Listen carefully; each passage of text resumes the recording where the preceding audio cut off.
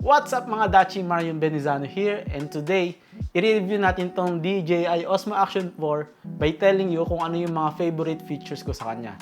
So let's go! So number 1, mas malaki ang sensor nitong DJI Osmo Action 4 kumpara sa DJI Osmo Action 3. Pagdating sa camera, the bigger the sensor, mas maganda ang quality niya, and syempre, mas maganda siya sa low light. Speaking of low light, mamaya may papakita akong video sa inyo na ang ginamit ko lang is itong DJI Osmo Action 4 ko. And dun mo makikita na talagang lumalaban siya pagdating sa low light.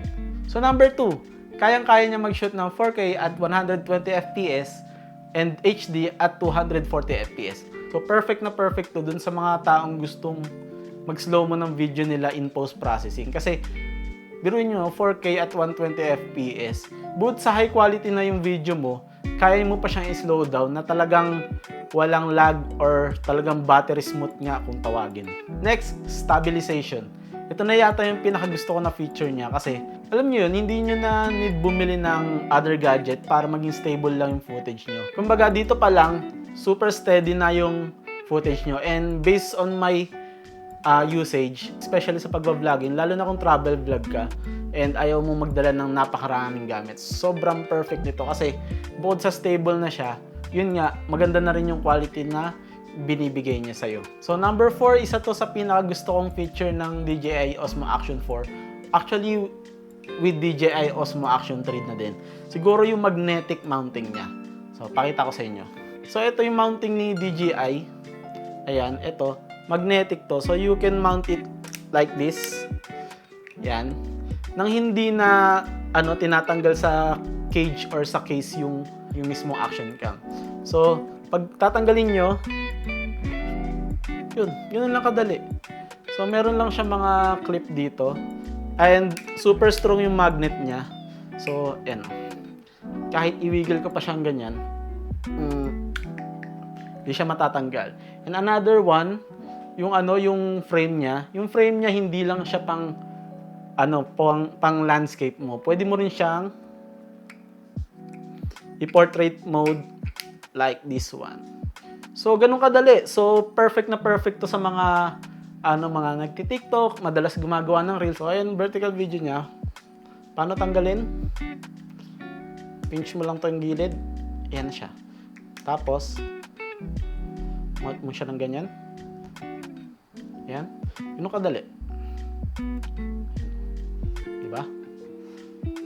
Sobrang kapit niya, sobrang sturdy niya.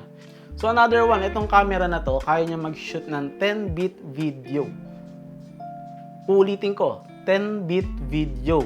So yun yung yung log footage ni DJI for this kind of camera. So ang benefits na makukuha mo doon is super flexible niya sa editing.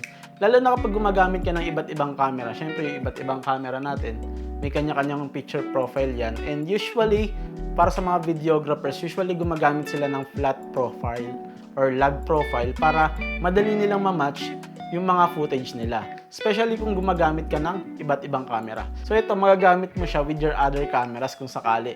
Kasi madali mo maitutulad yung color profiles nila. Ngayon, kung hindi ka naman nagko-color grade, super ganda rin ng standard picture profile ni DJI.